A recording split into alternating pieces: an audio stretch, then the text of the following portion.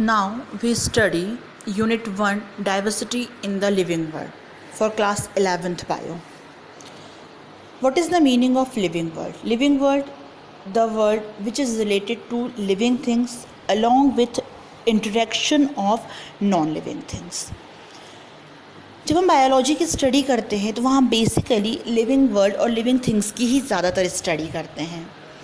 तो जो living world है एक्चुअल में वो किससे रिलेट करेगा? उसमें रहेंगे सारे के सारे ओवरऑल वर्ल्ड में present living things just like plants, animals, micro organism, humans, all organism which contains life processes. Actual हमें इस यूनिट में यही सारी चीज़ें पढ़ना है. अब बात आती है डाइवर्सिटी की. डाइवर्सिटी का क्या मतलब होता है? डाइवर्सिटी मीन्स हम अपने आसपास देखते हैं, प्रैक्टिकली हम अपने आसपास देख सकते हैं कि हम बहुत सारे प्लांट्स हैं, डिफरेंट काइंड्स ऑफ प्लांट्स हैं. तो क्या सारे प्लांट्स दिखते एक जैसे? वो एक जैसे होते हुए भी क्या होते हैं? डिफ़र होते हैं. जैसे कि अगर आप देखें एक नीम का प्लांट, एक बरगद का प्लांट, एक रोज़ का प्लांट, एक पीपल का प्लांट, वो सब प्लांट ही हैं. कुछ ट्रीज़, कुछ प्लांट्स हैं, उन्हें बेसिकली रूट मिलेगी, आपको स्टेम मिलेगा, लीव्स मिलेंगी, फ्लावर्स मिलेंगे, बट फिर भी आप उन्हें एक्सटर्नली देखकर उसको डिस्टिंग्यूश कर सकते हैं कि वो किसका प्लांट है. तो दैट इज़ कॉल्ड डाइवर्सिटी. एक से बहुत सारी प्रॉपर्टी होने के बाद भी डिफ्रेंशिएशन होना, that is called diversity. Same as अगर हम एनिमल्स का भी एग्जांपल लें. एनिमल्स का एग्जांपल मतलब लॉयन, टाइगर, डॉग, कैट, ये सारे एनिमल किंगडम में इंक्लूडेड होते हैं, बट इन्हें हम एक्सटर्नली देखकर पहचान सकते हैं कि ये कौन सा है. तो सबसे पहले हम unit 1 diversity of living world के बारे में डिस्कस कर लेते हैं. Biology is the science of life forms and life processes. Biology किस चीज़ का साइंस है? लाइफ फॉर्म्स का एंड लाइफ प्रोसेसेस का. The living world comprises an amazing diversity of living organism. तो जो लिविंग वर्ल्ड है उसमें क्या होती है? एक अमेजिंग डाइवर्सिटी है. किस चीज़ की अमेजिंग डाइवर्सिटी है? लिविंग ऑर्गेनिज्म की. Early man could easily perceive the difference between inanimate matter and living organism.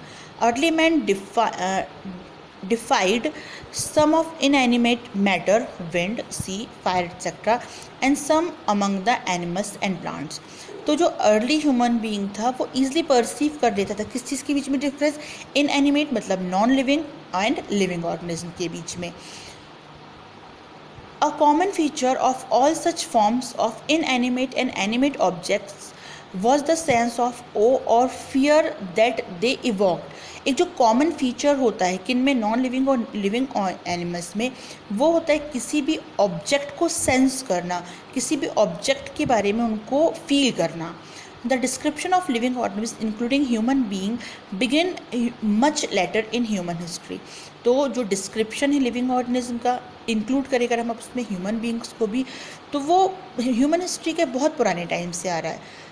Societies which induced in anthropocentric view of biology could register limited progress in biological knowledge.